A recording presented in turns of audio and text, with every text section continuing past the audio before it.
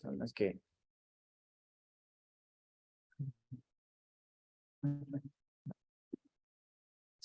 las que podría tener un poquito mayor de evidencia con este estudio que se observó del load, que les fue mejor en aquellos pacientes que sometidos a cirugías vasculares, pero ya en algún paciente que ya tenga alguna indicación para el uso de estatina, como ya está ampliamente bien documentado, pues es continuar la estatina sin suspendérsela como una indicación 1B.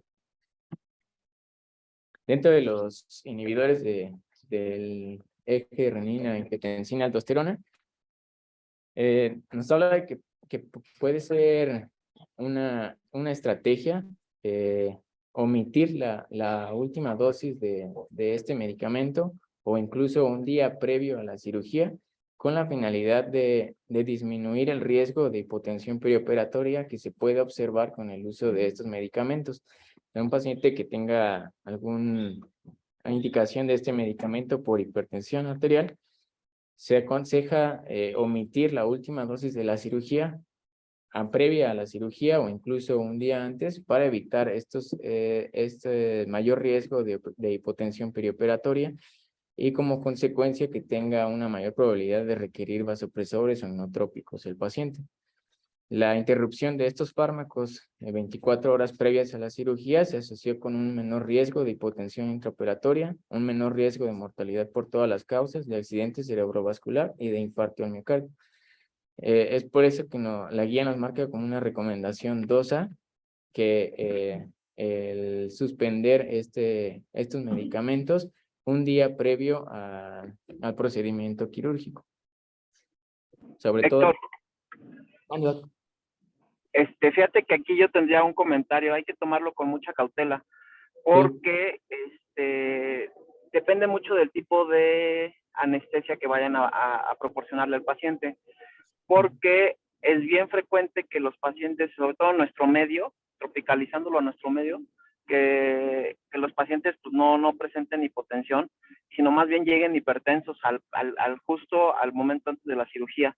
Y esa es causa suficiente para que se difiera el procedimiento quirúrgico por parte de nuestros amigos los anestesiólogos. Entonces habría que tomarlo con mucha cautela, el suspender o no el antihipertensivo, por ejemplo, en aquellos procedimientos que solamente se requiera una anestesia locorregional, como un bloqueo peridural, o que solamente sea con sedación, quizá no valdría la pena suspenderlos. Cuando el paciente es vulnerable, es decir, de edad avanzada o con múltiples comorbilidades, y va a requerir una cirugía con anestesia general, ahí es donde hay que tomar la decisión de suspenderlo o no suspenderlo. Pero fuera de ese contexto, yo sí sería de la idea incluso que el día de la cirugía, temprano, se tomen sus antihipertensivos por el riesgo de hipertensión y diferimiento del procedimiento. Chido. Sí, muy de acuerdo. Gracias.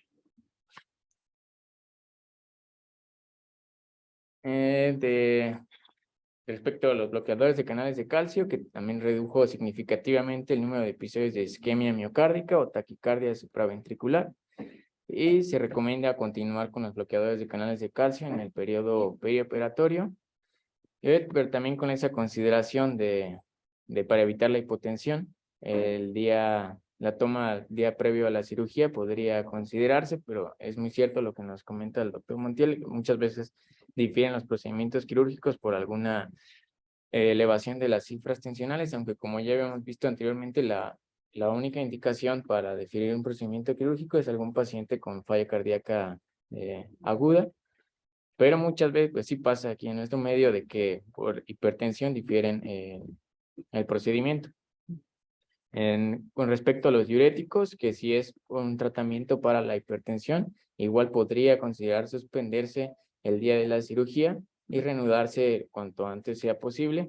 Y si es indicación del uso de diuréticos para insuficiencia cardíaca, solamente ajustar bien la dosis del diurético para evitar que el paciente se nos vaya a descompensar, que nos estemos en una dosis un poco más baja de diurético y que el paciente pues retenga líquidos. Ya sabemos muchas veces en quirófano todos los líquidos que le pueden suministrar al paciente, o por el contrario, que estemos con un poquito mayor de dosis de la requerida por el paciente y que por el contrario se vaya a deshidratar el paciente, solamente ajustar bien esa dosis del diurético. Y respecto a los ISGLT2, pues el riesgo de cetoacidosis diabética o glucémica es una complicación rara, pero pues es grave la complicación y está bien ya establecido que se recomienda la interrupción durante al menos de 3 a 4 días antes del procedimiento quirúrgico para evitar precisamente este riesgo de cetoacidosis diabética euglucémica. Dentro de los antiplaquetarios, pues podemos llegarnos a encontrar muchos pacientes que estén tomando aspirina como prevención primaria sin que hayan tenido algún evento cardiovascular previo, pues en aquellos pacientes que nos encontremos ante esta situación, pues considerar la interrupción permanente de la aspirina, ya que no está bien documentado que tenga algún beneficio dentro de la prevención primaria hasta este momento. Si es para prevención primaria, desaconsejar el uso de la aspirina, pero si es para prevención secundaria, pues ahí sí tendríamos que continuar con el uso del antiplaquetario, del ASA. Esto se vio en el estudio en el POIS, que fue el 2. El 1 ya habíamos visto que fue para el beta bloqueo, el 2 fue el de antiplaquetario, que eran pacientes sometidos a cirugía no cardíaca con enfermedad cardiovascular establecida o que tenían un riesgo cardiovascular elevado. No redujo las tasas de muerte o infarto en miocardio a los 30 días, pero incluso el sangrado fue mayor en el brazo de los pacientes con aspirina, pero en el análisis por Hoc, que ya en aquellos pacientes que tenían un ICP previo, el uso de aspirina se asoció con reducción de muerte y de infarto al miocardio. Es por eso que ya en pacientes que tengan, pues, propiamente prevención secundaria con un intervencionismo coronario percutáneo ya previo, en ausencia de un riesgo de sangrado muy alto, se debe continuar con las dosis bajas de la aspirina durante el periodo perioperatorio. No hay que suspenderla. Solamente si el riesgo de hemorragia superaría el beneficio cardiovascular que nos otorga la aspirina de reducir la muerte e infarto del miocardio, se debería suspender por lo menos 7 días por la vida media del fármaco, pero pues hay que continuar el uso de la aspirina. Lo que nos marca la guía en aquellos pacientes que ya tenían un intervencionismo coronario percutáneo previo, recomienda continuar la aspirina perioperatoriamente si el riesgo de sangrado lo permite, una indicación 1B. Y si por alguna situación se tuvieron que interrumpir este antiagregantes plaquetario, reanudar la terapia lo más pronto posible dentro de las 48 horas postquirúrgicas. Si es bueno, en el caso de que estuvieran con inhibidores de P2Y12 como clopidogrel, o si estuvieran con ticagrelor, suspenderlo, y si tuvieran indicación de suspenderse, de 3 a 5 días antes, clopidogrel igual 5 días antes, prasugrel solamente 7 días antes. Solamente en aquellos pacientes que van a estar sometidos a cirugías de alto riesgo de sangrado. Ahorita vamos a ver, así como vimos al principio, por la propia cirugía, el riesgo que nos confería cada cirugía, también hay una clasificación de por la propia cirugía, el riesgo de sangrado que nos confiere esa cirugía, pero en cirugías de alto riesgo, como cirugías neuroquirúrgicas, sí está recomendado la interrupción de la aspirina por al menos 7 días. Esa va a ser la única indicación, solamente en cirugías de alto riesgo de sangrado.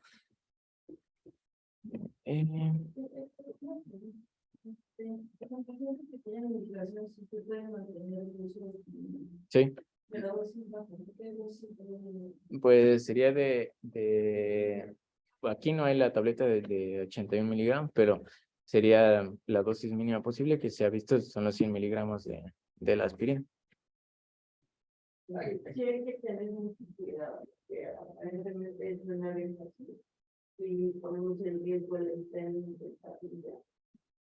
Tengo un enfermo que requiere ir a trabajar, pero también me salga mucho pacientes que bajan mucho y tiene un sangrado tapado en la con riesgo de transmisión de 32. Aquí sigue de evaluar bien el estado de que si se puede tener una dosis supplemental.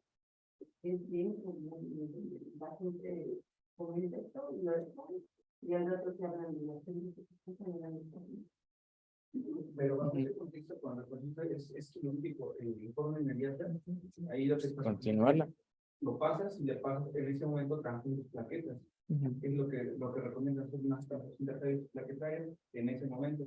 Pero había otra cosa que también me recuerdo ahorita mucho la intervención del doctor Montiel, es el tipo de anestesia, porque estas están dirigidas hacia anestesias generales, pero en anestesia, lo que es neurocracia propiamente, hay quien te dice que considera suspenderlo por el riesgo de que pueda a nivel de sistema nervioso central. independientemente del tipo de cirugía, solo por el puro tipo de Por la anestesia. Sí, hay que individualizar generalmente en todos lados van a ser más por las locales y no.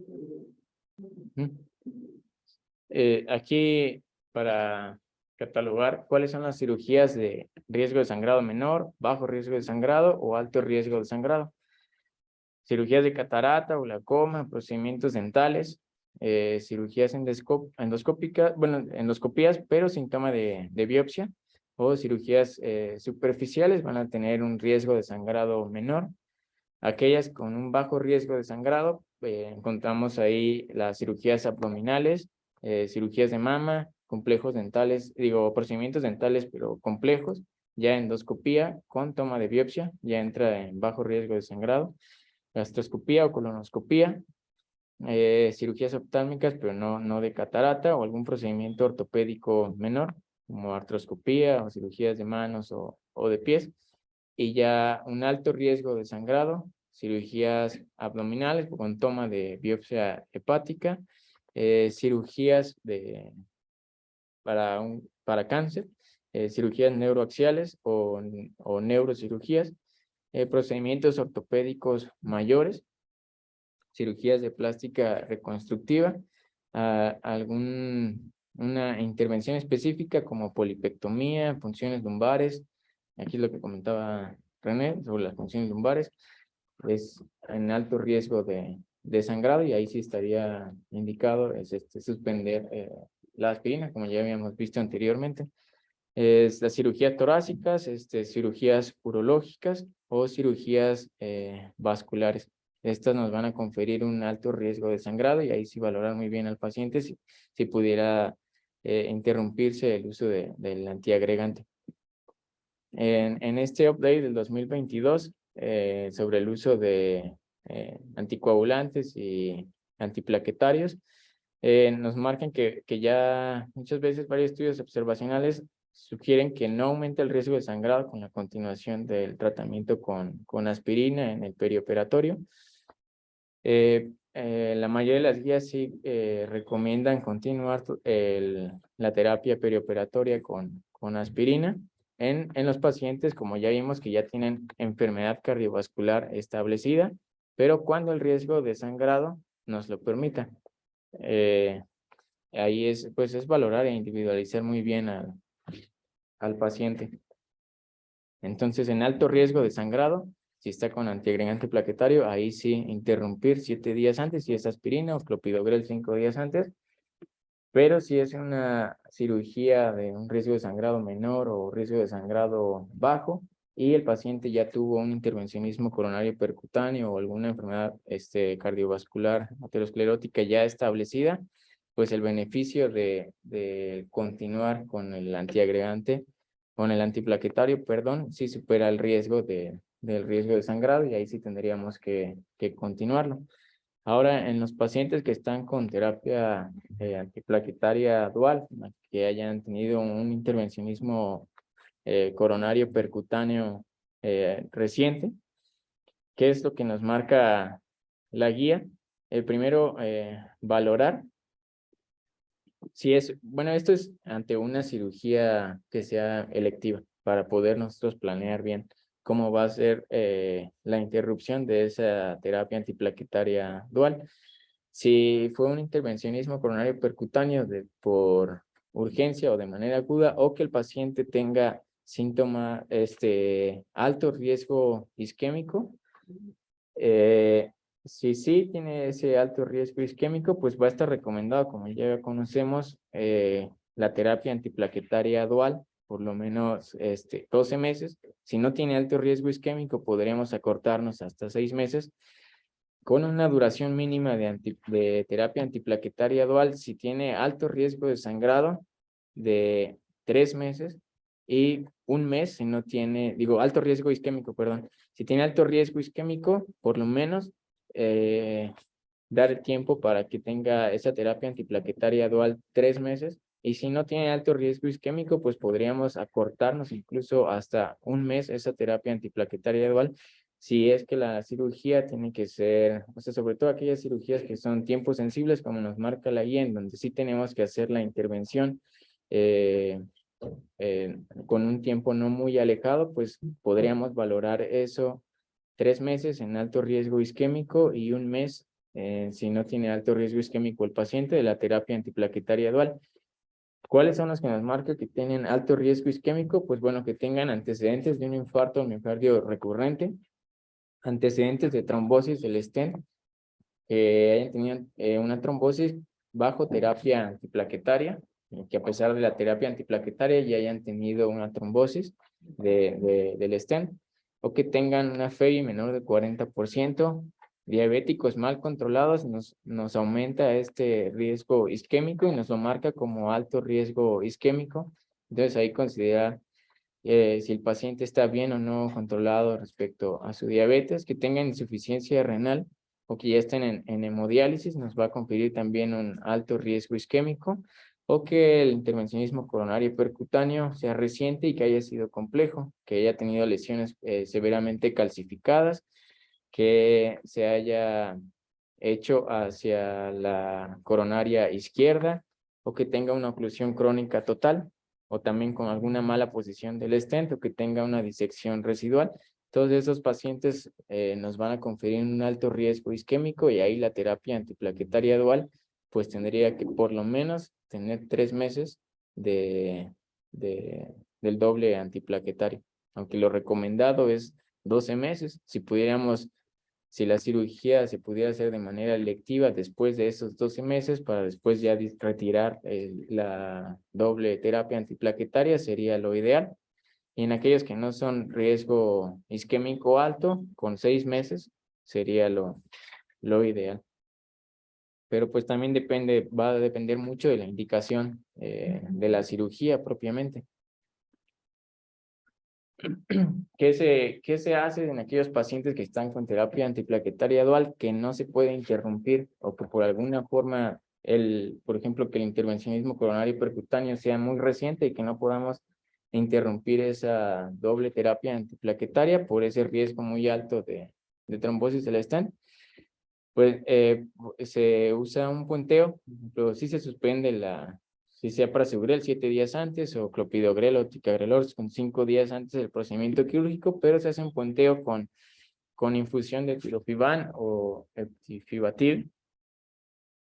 Se hace el puenteo 3 días antes del procedimiento quirúrgico, y se puede reanudar ya sea la infusión con tirofiban, o ya reanudar como tal la terapia antiplaquetaria dual con clopidogrel, con una dosis de carga de 300 miligramos, y ya seguido por los 75 miligramos vía oral. Igual con la infusión con Cagrelor, también se pudiera realizar este tipo de puenteo de terapia antiplaquetaria dual. Igual se suspende 5 días antes el clopidogrel. Se inicia la infusión 3 días previos al procedimiento quirúrgico, y se reanuda 4 a 6 horas después. Se puede reanudar ya sea la infusión o la dosis de carga de clopidogrel, seguido de los 75 miligramos vía oral. Eso es en el caso de los pacientes en que no se pueda suspender esa terapia antiplaquetaria dual, pues podemos hacer uso de este recurso. Vamos a entrar ahora con los anticoagulantes orales. Ya habíamos visto en las clases de de anticoagulación que nos dio Beto. En los antagonistas de la vitamina K, pues vamos a tener 3 fármacos: warfarina, cenocumarol o fenocumarol. Pero en realidad con los que estamos familiarizados aquí es la warfarina y la cenocumarol. Una vida media de la warfarina de 36 a 48 horas y la cenocumarol de 12 horas en promedio.